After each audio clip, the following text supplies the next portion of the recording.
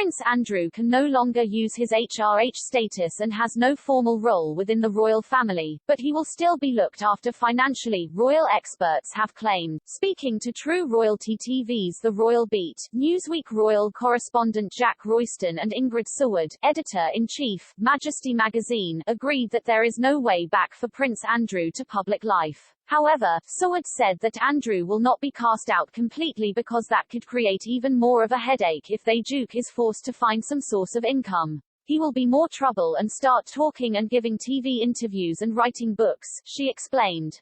However, she added that it's unlikely Andrew will be able to hang on to his Royal Lodge home on the Windsor estate with no way of financing refurbishments and upkeep that are a condition of the lease. Discussing Prince Andrew missing last week's Garter Day procession, Newsweek royal correspondent said, "When the Queen is no longer here, Charles will not have any truck with Andrew attempting a comeback. That will be game over for him. It might be game over already."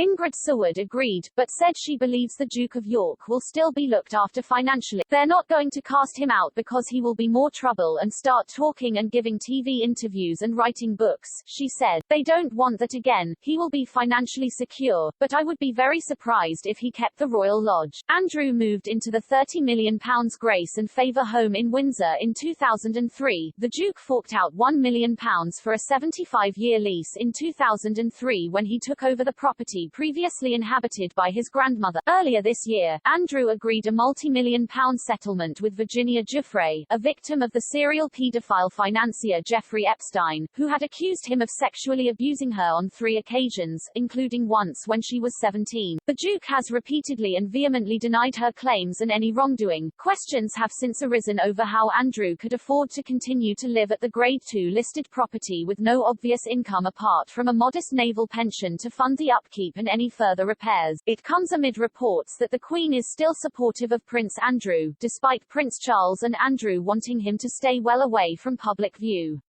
The monarch is keen to keep Andrew, 62, around, because he is intensely loyal, royal biographer Andrew Morton told the Mirror's royal podcast, Pod Save the Queen. The writer, who penned Diana, Her True Story in 1992, said the Queen deeply appreciates Andrew's loyalty to his mother, as well as his actions during the Falklands War and the 1992 fire at Windsor Castle. He will never hear a word said against her. He has always been intensely loyal, Morton said. He added that Andrew's military action also impressed his mother. She has admired the fact that during the Falklands War in 1982, he was an exocet decoy, which means his job was to protect HMS Invincible, the aircraft carrier, as the Argentines wanted to sink that, the expert went on.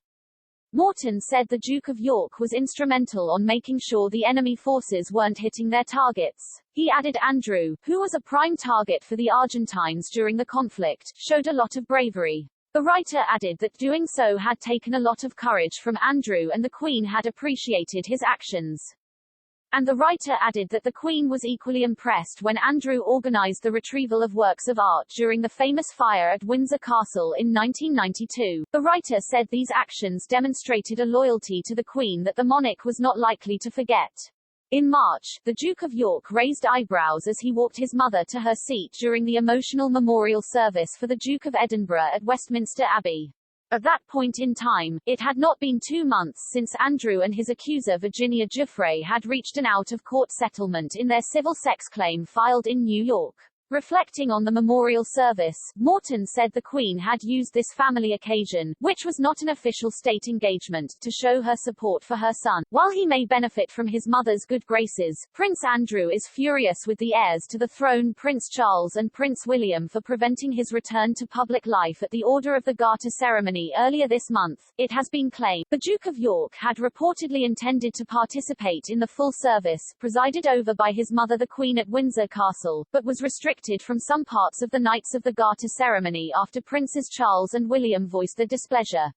The disgraced royal was then prevented from attending the festivities at Ascot this weekend and is said to be enraged at the meddling of the Queen's heirs. There are fears the friction between the trio could trigger a fallout among the royal family during their upcoming summer retreat at Balmoral. Andrew is desperate to rebuild his life and wants his titles back, a source told The Sun, but he is fuming with Charles and William for stopping his plans.